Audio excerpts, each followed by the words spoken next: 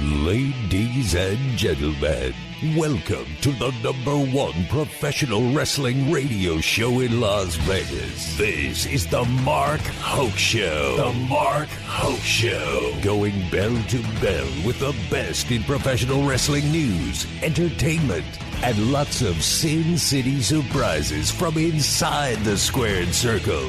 Now, let's get to all the exciting pro wrestling action and bring on the host. Here is Mark Hoke.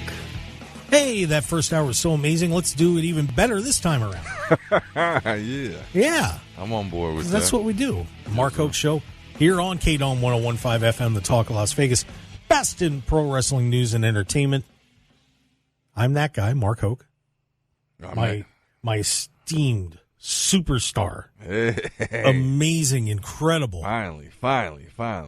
What do you finally? What are you talking about? Finally, some flowers over here. I tell everybody how awesome you are all the time. Well, maybe you should tell me, Mark. Maybe you should tell me. I'm the David difference. What a difference! I shine my own. I shine my own brass over here, man.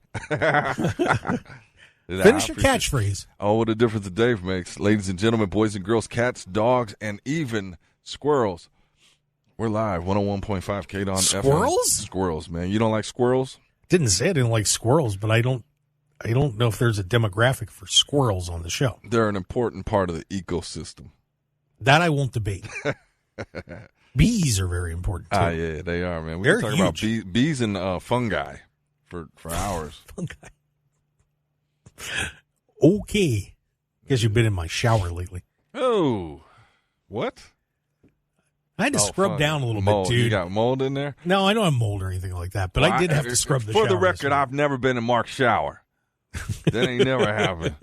Ain't never gonna happen, Mark. I know. Until you end up at a party, and I bet you're one of those guys that just turns into a puking pile of garbage. I honestly, no. I'm not, man. I hold my stuff. I drink like a gentleman. Martinis and martinis. You probably wouldn't do that at my place. You'd probably trash it. Yeah. Well, at your place, yeah. Yeah. See, exactly. That's what I'm saying. But I'm still not ended up in the shower. You never know. You never know. Mark. Anyway, by the way, I did want to give you a chance. Of course, last night while I was doing show research and watching a pay-per-view, you were working. You were out at a terrific event last night here in Las Vegas. Yeah. I went to Classic Cadence, the Big Valley Wrestling fundraiser over there at Cadence High School in Henderson. And it was a good thing. It was my first Big Valley Wrestling show that I actually went to. That wasn't like part of like a festival or something, and see them performing. It was a great turnout, great cause. And sometimes it's good just to be able to sit there and watch a show because I'm always doing something in the mix. And right when I walked in, they're like, "Hey, you want to do commentary?" Like, nah, I'm just here to watch the get down. But I'll tell you, it was magical. And here's one of the biggest takeaways, especially in that environment. It took me back to the independent days when I used to go to high school wrestling gyms and there'd be a show and there'd be Tony Atlas or whatever. But the kids. I'm telling you, this crowd was jacked. The kids were going nuts. RBJ was in there, and they was reacting to everything. It was just probably the most wild crowd I'd seen. And it's all these kids that just want autographs, that are cheering, that are running around, having a great time. And I think often, Mark, we forget about, we all got into this as our love of kids. And when you see these kids enjoying it, we're so tailored into the storylines and behind the scenes and this, that, how's that match. But that magic as a kid to believe and see a guy who may be an independent wrestler and be like, he's a superstar. Let me get your autograph. It's just magic watching that environment. So hats off to everybody at Big Valley that showed up and showed out last night. Great cause. Ricky Tenacious, you the guy, man. Yeah. And speaking of kids, I have a story for about kids at at WrestleDream. Okay. Let's talk about that. Yeah. We'll get to that. Oh, what kind of kids? That's a teaser. What's happening? No, okay. Actually, my kid. Okay, there we go. Now that's a teaser. My kid. She was there with you? Yeah. Yeah, I took her along. Nice. She shot some video. We're going to get that up as soon as we can. Yeah, I'm looking forward to seeing it. I saw the stuff you guys did on YouTube. You was out there representing, showing up and showing out, Mark. Man, we had fun. Yeah. We had fun. It was, to get, I guess, we might as well just start getting into WrestleDream right now. Of course, the AEW pay-per-view that took place up in Seattle last weekend. And boy, I'll tell you, I'll start with the bad side. Okay. I don't know what Seattle was thinking not showing up for this. Because the Climate Pledge Arena holds, I think it's a 17 or 18,000 capacity. And they were around 7 to 8, somewhere in there. Yeah. That was a little tough seeing the top areas blocked off. Yeah. That hurt. I was really stunned, especially, it's a tribute show to Antonio Inoki. You had a lot of the Japanese wrestlers in there. And I don't know if it was just because it came together so quickly. Because if I remember right, they only announced it like 6 weeks out. Probably. That was the first I heard when you told me. So, yeah, that was less than 6 weeks. Yeah, so like AEW has, you pretty much know their schedule for the most part ahead of time about a year. They're pretty good about that. But this one they kind of put together pretty quick. And Tony, even in the press conference, mentioned, they just happened to have a free date that the Kraken weren't playing. So we were able to get around that and do the show. But on the good side, the wrestling was amazing. The atmosphere in terms of the people that were there, man, that place got loud. I couldn't imagine what it was like if it was sold out. Yeah, I've heard nothing but good things about the crowd. I mean, the energy and the show itself. The show itself was phenomenal. Just kind of running down through that show. But real quick okay. on the attendance. So you said, like I heard it was a little over 5,500, but no, it was more than that. Okay, and then I heard that the last time they were there, they did about 7K. So, I mean, maybe it's just that, like, they was taking a dump on Vegas, saying Vegas ain't their wrestling town, but maybe that's Seattle. Yeah, because when we had Double or Nothing here, it was the area around the hard cam. And for a little while, there was a section on the other side that was open for a little bit till people got in there or whatever. But, we were getting destroyed. Like, they should take Double or Nothing out of Las Vegas. I got to tell you, that was the one disappointing part to me was Seattle. No offense to you guys up in Seattle, but you got to do better than that for a pay-per-view. Well, now we're sounding like everybody that was who knows? Do you think – I mean, are we going to blame Seattle on it or just, because you can't run a major corporation business promotion, wrestling promotion like an indie and just like pop-up shows here and there. It's like have your schedule, stick to them, if you want that turnout. Yeah, I think it needed more time. Yeah. That's one thing that seems to be a trend for WWE and AEW is these cards are coming together so late. Mm-hmm. And I think that they needed for something like this to be able to give it a little more hype. Plus, MJF wasn't defending the world championship either. So that probably didn't help, even though he was on the card. We'll talk about that. But yeah, that was a little weird. Well, tell me this, AEW, right? Their matches, a lot of their matches is like they bring in people from like, Japan, this and that people know. You got to be a hardcore fan to know. So a lot of people that watch WWE, you could just pick up and go with it. I think a lot of times on these shows, it's like, I don't know who this guy is. Always great matches, but a lot of times people are unaware that this is a big match because they don't have no clue who the opponent is that they brought in, the history of them. Does that resonate with you, Marcus? Yeah, I see what you're saying. I think that sometimes some of these guys, they need to do a little better job explaining who they are. Yeah. For the Japanese wrestlers. But, because you can't assume that everybody just knows. The AEW fan tends to follow Japanese wrestling and just, wrestling in general knows a lot more about the independents, I think, than the casual WWE fan. But, yeah, they could do a little better hyping these guys up. Yeah, I think that's even for me. It's like I don't know who this is, and I feel stupid because it's like, they're the greatest ever to come. Oh my God, look at him! Like, who is he? What has he done? I don't know. So yeah, some of them I do know. Some of them I'm getting familiar with myself because I haven't watched a lot of New Japan. It is on Access here if you have DirecTV, so you can watch New Japan. But just kind of going down through the card, some highlights. Nick Wayne got crushed by Luchasaurus on the pre-show, by the way. which may have precipitated what happened later. Because Nick was a bad boy. Yeah, Nick, he's got that rise, huh? Yeah, he does. Got to see Bad Dude Tito, by the way. Yeah, he was in the pre-show. He's part of TMDK, their stable, or the Mighty Don't Kneel, which is Zack Sabre's stable. And they did a great match with the Acclaimed and Billy Gunn.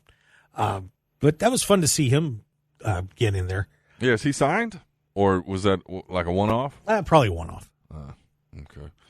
MJF successfully defended the Ring of Honor World Tag Team Championships all by himself. Adam Cole's ankle injury is legit. He is out for a while. And MJF is going to try and defend the ROH Tag Team titles all alone. There was a funny spot in this match. Kangaroo kick. Oh, they got the kangaroo kick in on the Righteous. Garbage. Dutch and Vincent, who have been... Stop it. Garbage. The kangaroo kick is fun. Garbage. I mean, I guess if I take it back to when I said a 6-year-old kid would like it, yes, cool. Well, I like it too. What? I mean, of course you kangaroo kick you. Please do. No, but here was the funny part, and I kind of knew what was coming when he said it. So before the match started, MJF told the Righteous, I'm going to stick your head up his buttocks. Mm-hmm. Did you ever see the movie Hancock? Yeah, I've seen it. You remember the jail scene? Yeah, I know. He stole it from that. Absolutely. Well, the second he said it, I said, they're going to do a Hancock here. Right. Well, look at Now, they didn't do a literal one. They didn't do it? No, but they ended up... Dutch got whipped in the corner, and he threw Vincent into him, and yeah. Yeah, it's a good hokey comedy over there. What's your problem? I don't know. I noticed, I don't know what, they take a lot of stuff from a lot of stuff, and like blatantly, like, oh yeah, hey. Maybe because it's a different generation, other people won't remember it, and some of us do, but I'm just like, all right, whatever. Well, MJF's really good at that. Yeah, like with the Bret Hart thing studied. And the... He has studied, so that was kind of fun. But MJF keeps the Ring of Honor Tag Team titles in a handicap match. That's your guy, man. Yeah. We'll talk about what he did to me this time. Yeah. Let's see. We had Eddie Kingston beat Shibata, defending the Ring of Honor World Championship, the Strong Openweight Championship. Pretty hard hitting match there. Chris Statlander and Julia Hart. Boy, that crowd got going on that. Yeah. Woo! Oh yeah. And Julia Hart looked great. It is so unbelievable that just a couple of years ago she was goofing around as a cheerleader. And now she's this evil witchy who can actually wrestle. She did a great job. And I think a lot of people, and the crowd really, it was funny because I remember when I'd seen Ruby Soho and Chris Statlander where the crowd turned on Ruby, started rooting for Chris. Well, the same thing happened to Chris this time. They were rooting for Julia. Oh, yeah? Yeah. That may be a Seattle thing. Who knows? But pretty good match there. Pretty wild. Oh yeah, Seattle and witches. It's just dark up there. Was it Salem, right? Where's Salem? That's Washington? Massachusetts. Boston, Massachusetts. Wrong side. Where is that at? Wrong side. Oh, you know what I'm saying. I know what you're saying. I'm trying to tie it in here. You tried. It was a good effort, David Difference. There's a Salem, Seattle. Okay. Four-way tag match to win a shot at the AEW tag titles. Young Bucks win it. Ray Phoenix fakes an injury, and apparently, and honestly, I thought he was hurt. I really did. I thought he was legit hurt. Who faked it? Ray Phoenix. Oh, okay. But apparently, they just wanted to keep him healthy for the when he was defending the international title. So, but fun match. So Bucks win. Swerve Strickland and Hangman Adam Page. Dude, the house was torn down. Just going crazy for Swerve. Yeah. I mean, of course, he's born in that area. But, man, did they love him up there. Yeah, he definitely making moves, man. He on that rise. I mean, I know you did the interview, and that was dope, and I've been doing research on him, too, because of that. And it's like, yeah, okay. He's the guy. Yeah, Swerve looked amazing. And, boy, Hangman Adam Page takes another big loss. Yay. He might be He might be on the, I won't say on the outs. Yeah, get him out of there. I'm not a Hangman Page guy. You know, I'm not a big Hangman guy. I was. What changed it, or what? Let me ask you a question, Dave. When you think of a cowboy, Mm-hmm. when I think of a cowboy, Mm-hmm. what do you think of? The Marlboro Man, John Wayne, Tough guys. the Django. Wow. I think of a man's man. Tough, strong, aggressive, powerful. Like me. Yeah, sure. Yeah, okay. Thank you. Whatever you say. I'm a cowboy. Hangman Adam Page is the anxious millennial cowboy. Mm-hmm. Yeah, I don't get That cowboy. doesn't work. What? So he was Ring of Honor, yeah? Hangman? No, he was. Well, he was in there for a while. Yeah, No, I'm saying like before. yeah, before AEW. Yes. So was he the cowboy? Hey, he's still the Hangman. He was tough. Yeah, I'm not saying he's not tough now. JBL, that's a cowboy. That's a cowboy. Like Ron Bass was a cowboy. That's a Stan cowboy. Hansen was a Blackjack cowboy. Mulligan. Right. Yeah, this ain't no cowboy, This man. is not the Hangman I want. This is a sheep herder. You know? Sheep herder. You know, you might be right. And no offense to the Hangman.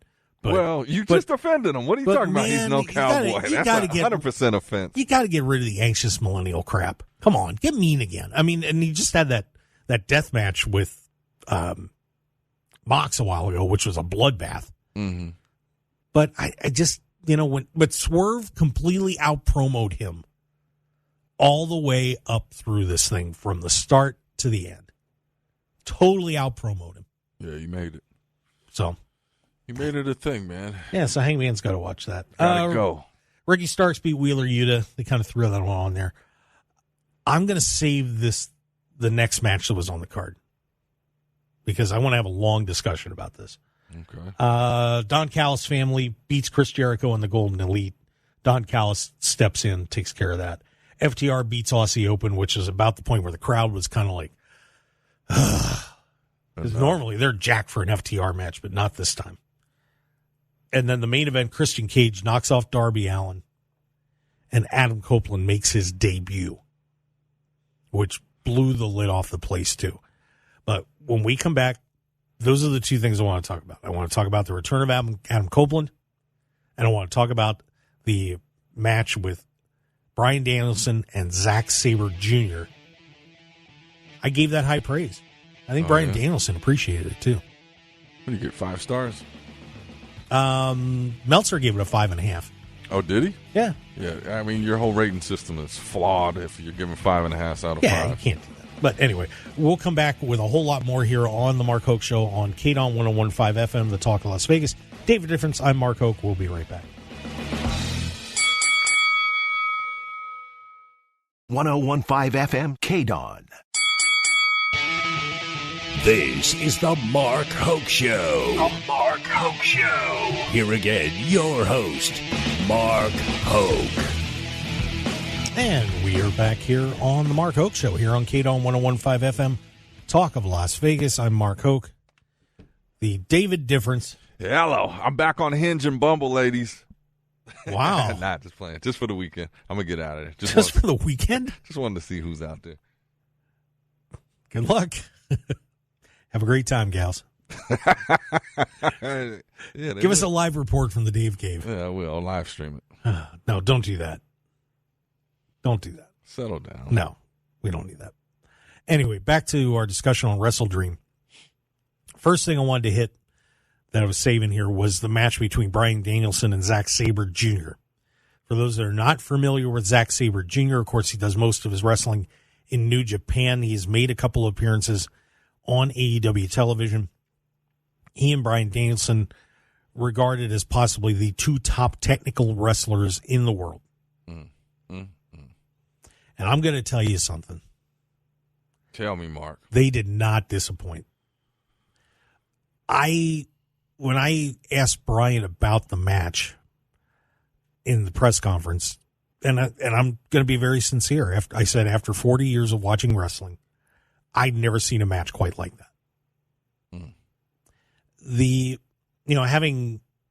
Was I a good high school wrestler? Yeah. But I did, and I understand countering and, body positioning and things like that. And I can tell you that what those two did was nothing short of a piece of art. Yeah. It really was. I could not believe what I was watching when I saw those two go at it. Just the smoothness of how they would go from one maneuver to another, counter to counter. That's really hard to do. Yeah. And for them to do it so seamlessly and to just have the crowd eating out of their hand, I'd never seen a match like that. I really hadn't, David. Yeah, I think so. Bryan Danielson, when you talk about GOATs, like just his whole career, he's just been on a whole nother level, and even now. So, and like you were saying, as far as Sabre, I know nothing about him, but I mean, based on what you're telling me, he's the best of the best. So, I mean, no doubt that they had a great, great exhibition there. It was unreal. Paint a picture for me, man. Just, I mean, obviously, like when they're syncing, you got those. You said seamless transitions from move to move, and it's just like it's so in sync, right? Where they're just going, and the crowd is eating it up. No, you're doing these double bridges, high bridges, and all sorts of crazy things that they were pulling off. It is so difficult to do that. It's not like now obviously there's other types of matches you have, right? But when you get into something like that, it's probably the hardest thing to do because there's so many things that can go wrong. Yeah. If your shoulder's off on a bridge or you just happen to take somebody's arm the wrong way a little bit, it can screw up the whole sequence. And they were seamless, dude. Yeah. Seamless. Which is rare. I mean, I would love to show that to like a non-wrestling fan and just break it down. Yeah. Of how magical it was. I haven't seen it, and that's again the thing we talked about. Sometimes AEW is so hard to watch. You would think everybody talking about it, you would put that match like, see what we do. I can't find it. I can't watch it, so I can't really. You know what I'm saying? Let's shell out the $50 or come along next time. I didn't get an invite. Yeah, you did. It went into my spam folder. Whatever. But that was just something very special, and I hope they do it again. I really do. Yeah, no, it sounded magical. You were teared up when you were asking that question or giving him his flowers. I heard you crying, Mark. I wasn't crying. You didn't cry at the media scrum? No. I don't know. That's what I might have cried. Might have cried on the earlier on. Did you cry during the match? No. Oh, what are you talking about? I don't know. You said earlier on. When did you cry? We'll get to that. Oh. Well, of course, then in the main event with Darby Allin and Christian, best of 3 falls. All hell breaks loose in this match. Nick Wayne turns on his dear friend Darby Allin. Luchasaurus comes out after Sting tries to help out. All hell's breaking loose in the ring, and Edge's music hits. Mm-hmm. On this day, yeah, and just crowd goes insane, bananas, insane. I don't get it. I mean, I get it. Whoa. Let me take that back. I get it, but at the same time, it's like we just saw him 3 weeks ago in WWE doing his last match. Now he's back, and we're like, he's here. I want to see I know he wanted to have his retirement match against Christian, so I'm looking forward to that. And I think Christian is doing amazing work. I'm still just like, and I think he'll help out a lot behind the scenes at AEW. Mm-hmm. But again, it wasn't like he's been on the shelf for ever long. He showed up at AEW, which is the B brand. Woo! Sorry. You know what I'm saying. Does that not make any sense? That we just saw him a month ago. We knew he was going to show up tonight, and he shows up. Cool. Huge pop. I mean, I've just never been a huge Adam Copeland mark, but great talent, legendary. I look forward to that. Hold on. No, I'm gonna call you on something. All right, this. please do this. David Difference. Yes. You're a heel guy. Yeah. Name the top 3 to 5 heels of WWE the last 20 years. You don't put the rated R superstar, the ultimate opportunist. Yeah, I don't know. In that group. Yeah, I don't know. It just never resonated with me. Like And here's the thing with anybody that's in the business, hats off, respect. Sometimes you step back as a fan, and I don't know. That is curious to me because he's dope in the ring. He's got a mouthpiece. He's got a great look. He's got a great story. It's just like I've never been like, that Edge match.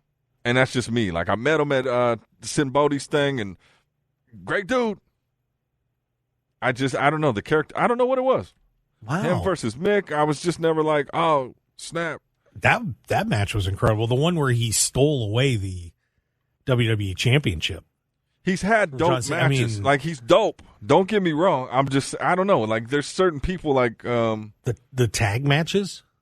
Not knocking the matches. I'm just saying as a fan, like I'm not buying a ticket to, like, oh, he might show up. That wouldn't be my selling point. All right. Would it be yours? It would be a little added bonus. Cool, and I understand why everybody went nuts. He's one of the greatest of all times. I get that. I'm just saying, can I be a fan and not be a fan? Like, you like this whole kangaroo kick? You're not a fan of hope Edge does a kangaroo kick someday. Yeah, it ruined him. Ruin him. It's horrible. But I guess we've got to start calling him Adam Copeland. We can get away with it, but they can't. MJF in the press conference said Edge right away. Yeah. And Tony just looked at like, no, that's going to cost me $10,000. Thanks. Yeah. But the crowd was insane for it, and of course he had his first encounter with Christian on Dynamite this week, where he asked Christian to team with him again, and Christian gave him the GFY, which may be the most famous GFY of all time. Yeah, I love Christian. Now that's a heel right there. Yeah, and he was a heel in the press conference. Yeah, I've seen that. He's a jerk. Let's go to afterward, because this is the part where I get to kind of talk about a little more personal experience. Okay. Well, the first thing that I want to say is thank you, Orange Cassidy. Huh. I have to say thank you to Orange Cassidy. Okay. When he was he was doing the press conference and he was up there with, I believe it was Shibata. I asked a question to Shibata and him. Shibata's was a serious question. But the last time, you remember this, when I asked Orange Cassidy a question to Double or Nothing. Yeah, he mumbled and stuttered. And that was it. Yeah. So during the card, my daughter, who's 14. Oh, yeah, I've seen this. Had mentioned that I love Orange Cassidy. I think he's really cool. And she doesn't do that very often. Mm-hmm. That's not her thing. So after I asked Shibata about Japanese wrestlers and he didn't understand the question, I said to Orange Cassidy, hey, Orange, my daughter thinks you're really cool. Can you give her a shout out? And he did. Asked her name, said thank you. And, I can't remember how it went, but, and it was typical Orange Cassidy, very, laid back. Yeah. A little bit slothish. Yeah. But I'm going to tell you, Mr. Cassidy, you made my daughter's weekend. Oh, yeah? Once things wrapped up, she was on her phone telling all her friends what happened. Yeah. And that kind of made the weekend for us. People don't know some of the stuff that has gone on with us for the last month. That was huge. So thank you, Orange Cassidy, because that was really cool. Yeah. No, that was a big moment. I'm glad you got to, you're a media press, but at the same time, have that moment is a beautiful thing. A good way to culminate the whole experience, man. Yeah. It helped me get over MJF calling me Tubby. Yeah, Teletubby, man. No, he didn't call me a Teletubby. Well, he didn't go that far. Oh, well, is that worse? Teletubby? Yes. Okay. Well, yeah, he roasted you again, but a good thing he remembered you. That is pretty amazing, though, isn't it? If you go back and look at the exchange, we'll get it up at some point. That's what she said. Funny. But yeah, so MJF roasted me again, and I was the one that asked Christian about his friend showing up. That question kind of went viral a little bit. He's scary now, man. He said, "I had no friends." I like it, man. That's how I would have answered it. He's scary. I like it. You know, and by the way, Christian, if you, I don't know if you can see we've got some autograph pictures up in the studio. He's right there smiling. He is on the other side of the studio here. When I met him here in Vegas probably about 7 or 8 years ago, I think, ballpark. And I remember talking when I was getting the autograph, and I was talking to him, and I said, you know, I really feel like WWE just completely underutilized you. Mm. And he was like, yeah, you know, I understand, you know, you know, it's the way it goes. That's the way it goes? Basically is what he said, yeah. He kept it pretty cool. Oh, yeah. I mean, what are you going to say? You know, and to think about back then, you know, because of course, you remember he had that like 3-week run as world champion. He was feuding with Randy Orton and then lost the belt right back, and then it was pretty much over for him. To see him then and see him now, where he may now be the top heel in AEW. Pretty impressive. Yeah, especially that belt. Like him saying he made that belt relevant. It's like, yeah, you see people, they have these different stories throughout their career, and yeah, this is his best thing, man. I love the heel aspect of it, but he's just so on point with it. You know? Do you know what he did to me? I asked him that question. He never stopped staring me in the eye. Yeah. What was the question? I gave it back to him when I said, hey, your friend showed up. How do you feel? Oh, man. I got lasered for a minute. Yeah. And it was cool. I mean, you know, I'm not one to back down on something like that, so I look back. But I looked back. I did. So you gonna fight him? No, I was gonna fight him. Well, I was kind of smiling though too. Yeah, like I got a pretty good answer out of him. But yeah, I mean, Christian's heel work is incredible. And what are some of the other real highlights of that press conference? Was CM Punk there? No, CM Punk wasn't there. No. Oh, damn.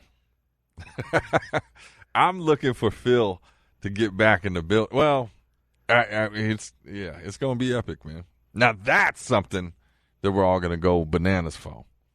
Yeah, but and we're going to get into that in a little bit. Okay. But just want to thank AEW for taking great care of us up at WrestleDream and all the fans. You know, we got some fan videos up there as well. And like I said, we'll get some of the press conference stuff up. But it was a terrific night in Seattle, and I want to thank AEW for giving us the opportunity to get in there. Yeah. I wish there had been more media there though too. Well, nah, they kept asking. I was fine. I benefited. Yeah. I would hope it was just me and the talent. Let's go. Like nobody show up. Let's do this thing. I was sitting next to Bryan Alvarez, by the way, from Wrestling Observer. Yeah. And Christian roasted him after he got done with me.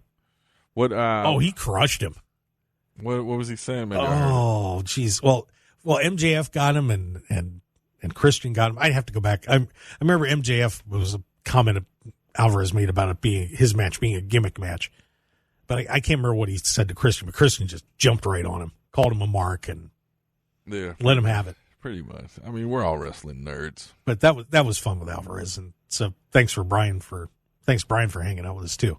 But yeah, so great time up at WrestleDream. Yeah, that's dope. We'll be at Full Gear. Is that what it's called? Yep. Full Gear. Full Gear in L.A. In November, we're going to be up there. Oh, man, it's going to be fun. That'll be good stuff. I just got, right now, anybody wants to buy a Macho Man baseball card, we just got somebody sent one in to donate. Okay. Nice. He used to play baseball, man. Yes, he did. St. Louis Cardinal system. Was he on the Cardinals? He never made the majors, but he was in their system. Oh, well. Yeah. But, Cincinnati. No, he was in the Cardinal system. Cincinnati Reds. I'm looking at the card right now. Randy Poffo.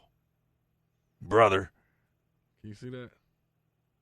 He was in the Cardinal system, though. Well, if he was in the Red system, too, good Mark for him. making up facts over here. No, but I know he was in the Cardinal system. I know that. But anyway. Well, what we have here is a very rare Randy Poffo 19... Listen to you, Mr. TV salesman. Well, we're going to take a break, and when we come back, Dave seems so excited to talk about CM Punk. So I'm going to oblige him. Yeah, that's my guy, man. We're going to do it. Talk about Phil Brooks again. And Cena, man.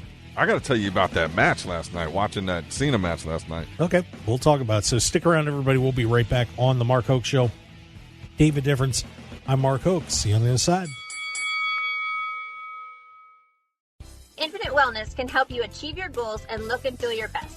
Our regenerative medicine clinic utilizes stem cell and exome therapy. We also have a comprehensive weight loss program and numerous other services you can find on our website at infinitewellness.info. We're located at 8925 West Post Road, Suite 100, right across from IKEA. You can book your appointment today by calling us at 702-842-2244 or find us on social media at infinitewellness.lv. We'd love to be a part of your journey. If you're looking for an award-winning dining experience at outstanding prices, look no further than Unique Eats. Whether it's their incredible breakfast platters, amazing pastas and sandwiches, or world-renowned pizzas, celebrity chef Dominic Tedesco will have you covered. Check out their coffee and smoothie bar, vegetarian options, catering, and top-flight service. Visit Unique Eats today at 3100 South Durango, Suite 100. Call 702-992-3038 or go to uniqueeatslv.com, and we'll see you all at Unique Eats. 1015 FM KDAWN. You're listening to the #1 professional wrestling radio show in Vegas, The Mark Hoke Show. The Mark Hoke Show. Now, here again is Mark Hoke. Hey, let's do this one more time, shall we? The best in pro wrestling news and entertainment. Uno más tiempo. Okay. Yeah. And next week, we're getting some food in here, man. I'm getting a food sponsor. We're getting some breakfast. I'm going to reach out to my people, get some happening. We got some high-powered guests coming in, too. I ain't playing around. Okay. Wow. Well, I know Matt Black's going to be checking in from WrestleZone, by the way. When? Next week? Yep. Oh. Well, scratch that. Give me 2 weeks because I need a full 2 hours. I got so many guests ready to come in. Well, okay, we'll talk about it. Yeah, we'll talk about it. But you want to talk about CM Punk, and of course, right now, here's where the situation is with Mr. Brooks. He is apparently in talks with WWE to return. But boy, I'll tell you, Dave, there are some people back there at WWE that are not excited about it. Yeah, get over it. This is going to be very interesting. But one thing that I did read that a lot of people think that they'll be able to keep him in line. You know, that he's not going to pull a lot of the stuff that happened in AEW. And, you know, it should work out. And honestly, I think generally it will. Mm-hmm. If he does sign a contract. The money thing will be interesting because apparently he was making a massive bank at AEW and WWE's not going to pay him that much. Plus, given what happened, I'm sure that has not helped his stature for a contract. Yeah, I think he'll work in merch. Yeah, apparently. A hell of a deal. Well, apparently AEW is still selling a ton of his merch. Yeah, of course they are. Of course they are. What do you expect? But he's still getting paid, so. Yeah. So, Dave, I know that you are excited for the possibility of him coming back to WWE. I'm giddy. Survivor Series is the next pay-per-view coming up around Thanksgiving weekend out in Tampa. I would assume you expect him to be there. That's the talk. I mean, the interesting thing is we have not heard a peep from CM Punk. He hasn't issued a statement. He hasn't tweeted anything. And I just like the way he does it is good. We talked about Adam coming back, and it was like, yeah, we just saw him. Like, this Punk thing will be huge. And think about the dynamic of CM Punk in WWE. Like, who he can wrestle, like the storylines. Like, he's got so much heat and so much love. He is the ultimate guy that you want to see in there right now. Like, you put him against anybody. I don't know what that does for Cody Rhodes. Maybe they go at it. That'd be dope. But, I mean, it's kind of interesting because you got Cody who left AEW, which was huge. Oh, he left AEW. And then you got Punk back. And is he going to steal the shine? Yeah, it'll certainly jam up the main event picture for sure, especially depending on what role they decide to put him in. Because you have LA Knight, you've got Cody Rhodes, and then you throw CM Punk into that mix too. Plus you have Jey Uso. Man, that's a lot of people fighting for one spot. Yeah, well, that one spot, that's the CM Punk spot. That's it. Everybody else go home. Everybody else go home. Thank you. for participating. You would pull everybody else out of there, including Cody Rhodes, to have Punk be the one to dethrone Roman Reigns. I don't know. After all this. Yeah, I don't know if that's the case. I think, again, we're still looking at The Rock. Love to see that. If that doesn't happen, I don't know, WWE, I might have to close my subscription up. But I just want to see CM Punk. There's so many possibilities they could use him for, whether it's, battling Cody or, the bloodline. I don't know. Who knows? But again, we haven't heard a peep from Punk. Where's his head at? Does he even want to come back? Is he over wrestling? He loves wrestling, but does he want to go back to that? We don't know. If he's in talks, I'm sure he just knows how big he is, and he's writing his own story right now. And, everybody thinks what they think about him. He's writing the greatest story in wrestling that we have ever seen and didn't even realize we were watching. Yep. Tell me somebody else. Boy. And I'm talking in and out the business. Boy, you are you're up there, man. Holy cow. Yeah. That's the guy. When he comes on the show, he's going to be like, you know what? You was the only one that had this much faith in my return, man. I'm going to say thank you, Punk. Mark didn't. I just think it would be exciting. I would be excited about that. The only thing that I would be concerned about is more on the backstage side. Get that out of your head. Watch it as a fan. Let's talk fan. As fan? Yeah. Sure, it'll be fun, but I will say that this whole thing turned me off a little bit. Did it? Yeah, a little bit. Why? We watched this thing to have heels and heroes, right? And then you got one, and it's too much for you. It's too how dare he be difficult to work with? That's a heel. That's a heel. That's what we love about this business. He is the ultimate bad guy. So when it becomes too real, we all want this thing to be real. When it becomes too real, it's like, you can't be like that. Run with it. As long as you're not killing people and disrespecting people, run with it. I think that's a lot of the problem. Well, he's disrespecting people, but he's not killing people. Right. You know what I'm saying? There's a lot of, there ain't no Jeffrey Dahmer thing happening. One thing that Triple H and some of the other guys said last night was that they're functioning as a team. Yeah. Do you risk it? Well, and like I said, I think that they'll be able to keep him. That he's not going to. I don't want to say keep him under control. I think that's a bad way to say it. Mm-hmm. I think it's more just have him. If he goes in there and just kind of goes with the flow, and just lets things happen, I think things will be okay. I think everything that I've seen that happened with AEW, and whether that's his fault, Tony's fault, or somewhere in between, he came in with the attitude of, I'm the veteran, I'm the guy. Yep. So you guys should be doing what I'm telling you to do because I know best, and you can't do that. You can. I don't but think you can do it in a way. I don't think you should have to do that. I think that they should know when you walk in there. This is the guy. You show him respect. He's gonna lead the way and fall in line. I don't think you have to tell them. To your point, I don't think you have to tell him. He's the guy. Respect him. Yeah. But at WWE, you got TKO. You got this whole thing. It's a different company. They'll just you're out. You're done. Yeah, they're not going to mess around with it. Yeah, Triple H ain't getting punked and feared for his life. You're gone, man. It just didn't work out. And to a point, I think that's where this. I mean, essentially, it's a trade if Punk signs, trading Edge for Punk. And I think that Edge, Adam Copeland, is going to bring a lot to AEW. He and Bryan Danielson were working together in creative for a while on SmackDown. And that was kind of when you saw everything start to get a little better on SmackDown, because for a while it was stale. And then those two started getting involved, and you saw some really cool stuff going on. And I think that Adam is going to be the more responsible mentor than what CM Punk was. And I think that's a lot of what AEW needs right now, is that they need people like Bryan Danielson, like Adam Copeland, to come in and really help mold a lot of these younger guys. Yeah, no, I agree with that. But the younger guys as well have to understand that people came before them. People paved the way.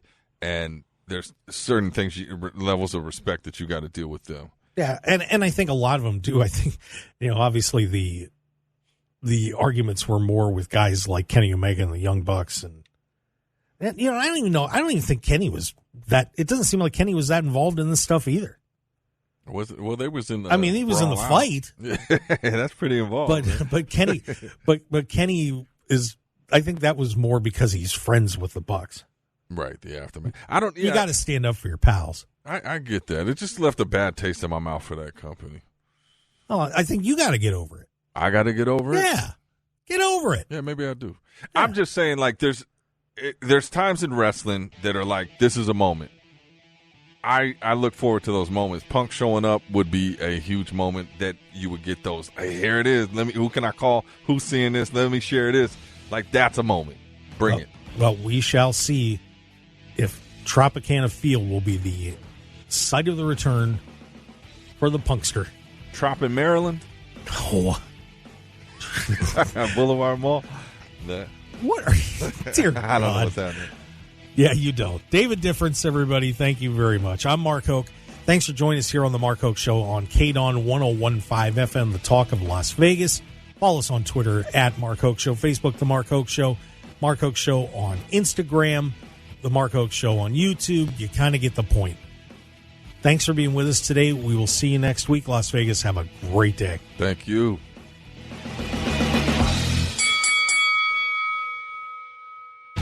Want more of The Mark Hoke Show? Follow us on Twitter at Mark Hoke Show, like us on Facebook at The Mark Hoke Show, and visit markhokeshow.com to keep up with everything happening with the show. And remember to check out all of our archive shows on YouTube at The Mark Hoke Show and download our podcasts at markhokeshow.podbean.com and all your favorite podcast outlets. So join The Mark Hoke Show family today, and thanks for listening.